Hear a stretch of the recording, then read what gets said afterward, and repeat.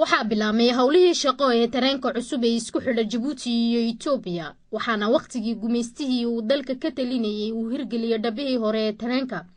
waxaana imika dib loo casriyay oo dib u dhis lagu sameeyay dhabahaas tareenka waxaana howlaha dhismaha tareenkani cusub ee casriga ka howlgala boqolaal dhalin reer Djibouti oo had iyo habeen ku howlan dhamaystirka dhabahani iyadoo aan ku jirno waqti dunidu horumar gaadhay iyo tareeno waaweyn oo orodo badan sida TGV-ga waxa ay keensatay taasi in loo gudbo aragti dhaqso badan oo lagu dhoofiyo badeecadaha waa in aan raacno waqtiga oo aan noqon kuwa ka hadha horumarka waxaana howlihii shaqo ee ugu horeeyay tareenkaasi uu qaaday 50 ton oo badeecado oo ka kooban 30 furgoon kuwaas ayaa loo qaaday dalka Ethiopia tareenkan cusub waxa uu yahay hab cusub oo yareynaya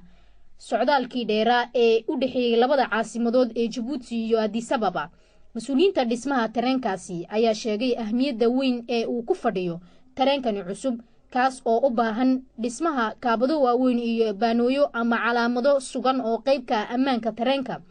dhismaha tareenkani cusub waxa uu ka dambeeyay dhismihii hore ku xidhay